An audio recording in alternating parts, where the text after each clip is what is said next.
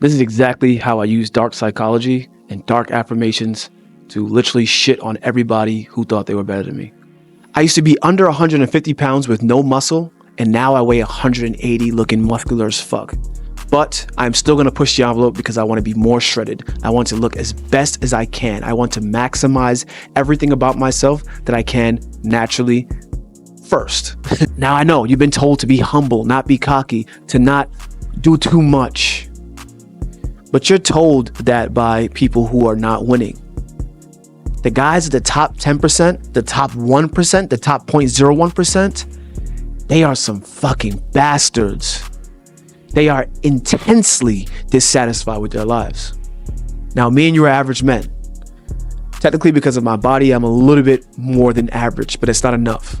People look at me and go, your life is good, man. You live in a big house. You have a nice BMW. Your girlfriend is hot. You have some money in your pocket. You travel the world. You do all these things. Life must be so great.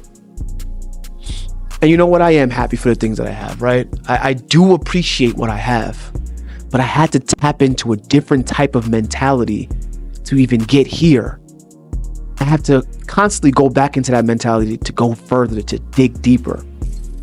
I have to constantly say to myself, in my head, fuck you, that's not enough. I have to constantly, when people tell me one thing, negate it and go and do what is in my heart. A lot of you have something in your heart, in your mind, in your frame, in your feeling that you are destined for fucking greatness. No one's ever told you this. You've never won anything out of a cereal box. But you have this feeling, this intense feeling that what you're doing right now is not enough and it's not the end all be all for you. And guess what? You're correct if you tactfully use negative energy. Now, a lot of people use negative energy and they become straight up just assholes, straight up jerks. I'm not telling you to do that. But what I am telling you to do is take the qualities, the good qualities of the jerk, and apply it to your work ethic and to your life so that way you can propel yourself. It takes a certain type of animal to wake up and go to the gym, or to wake up, get to work on time, right? Meaning early, at least 15 minutes early, because that's what on time is. Eat your calorie-based food, eat your high-protein food, no snacks. Take a pre-workout, go to the gym, put in that energy. Even though you just did 8 to 12 to sometimes I would do 16 hours and still would hit the fucking gym.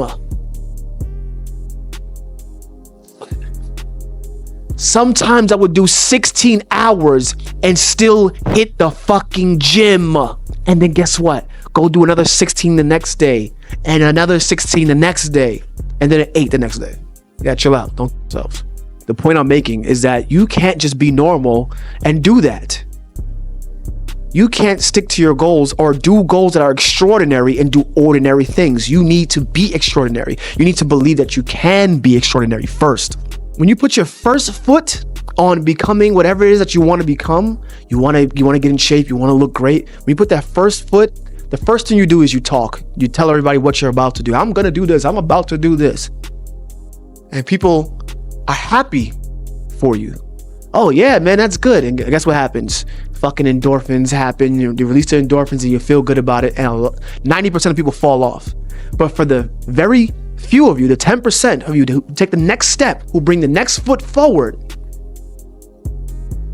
it feels like you're alone. It feels like there's no one here to support you. You feel like there's no one that actually is on your side. Then you take the third step, and now people actually do become against you. Your coworkers are like, oh, why are you eating that shit? Don't do this.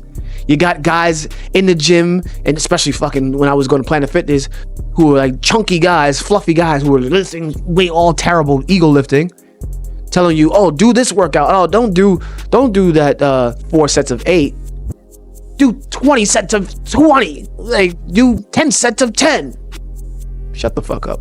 You need to be able to block all the noise out and breathe and really visualize and stick to the path that you know is true. Listen, It may just be some weird insecurity voice in the back of your head that people are against you, that you're taking things a different way or the wrong way. And that's totally valid. That's totally viable. That might be true. That might be correct. Might be, right? But on the other side, no matter what, this is correct.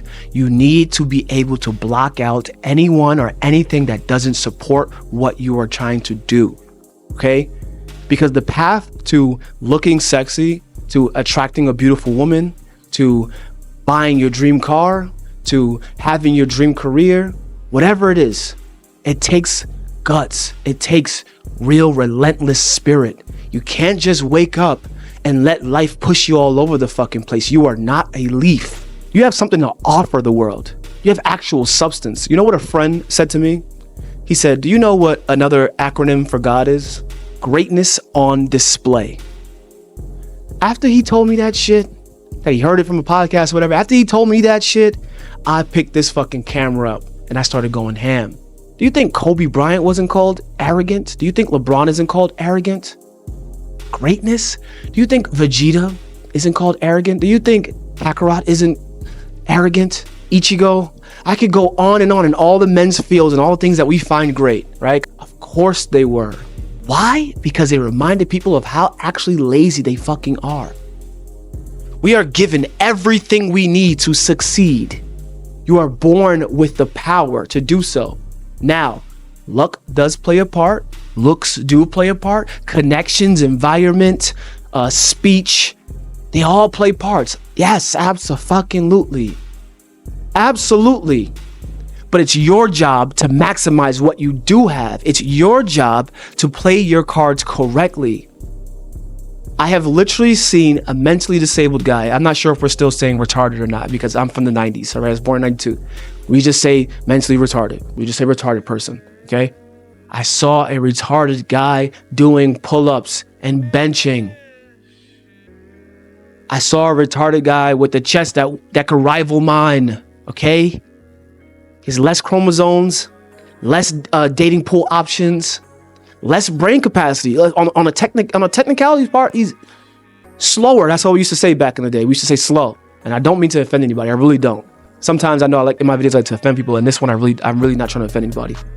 My point is that people with genetic anomalies in the negatives are still putting in the work to put on some muscles, to put on some size. Do you think they have a positive mindset all the time? Do you think when you're under that squat bar and it's fucking heavy and it needs to go up that you're thinking, oh, this is such a great day? You're thinking, no, I gotta fucking get this shit up because I'm a pussy. And that's what I would do to myself.